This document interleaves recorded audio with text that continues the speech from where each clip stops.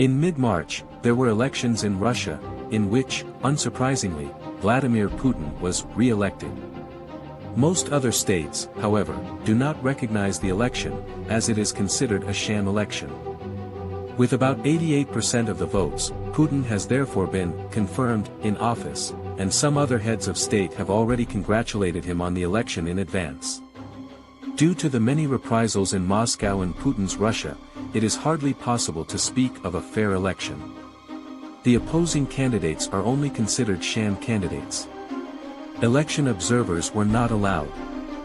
As early as 2020, there were some constitutional amendments that made it possible for Putin to be re-elected for long terms. It is difficult to judge how high the voter turnout actually was, but also, or precisely because of the reprisals, there were disruptive actions in some polling stations.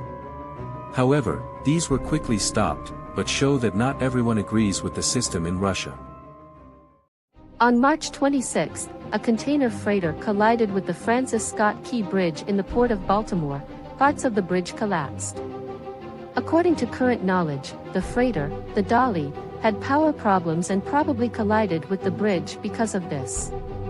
The collision occurred at around 1:28 a.m., so there were only a few people on the bridge. Nevertheless, some construction workers were swept away by the collapsing bridge. Auxiliary and recovery work started immediately. Unfortunately, any help came too late. Although not all workers have yet been recovered, it can be assumed that all 6 people are dead. Almost the entire middle section of the bridge has collapsed. Not a month goes by without news about space. This time we want to take a quick look at NASA's probe production.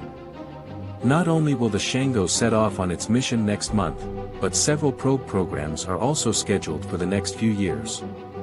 Elated by the Europa mission, several probes are said to be in preparation. There is allegedly talk of up to 100. It's going to be a surprise, says NASA circles when asked exactly how many there are and where the money for them comes from. According to experts, the Europa mission could save several $1 million in costs due to the new fusion drive engines from 2023, which will now be invested in the construction of the space probes. Obviously, NASA is now stepping on the gas, as there is the not entirely unjustified concern that after the Europa mission, interest in space travel will decline sharply again, as before. Of course, things can turn out quite differently, and we should not forget the Saturn mission. So let's look at a bright future, at least in the night sky, which hopefully won't take too long to be achieved.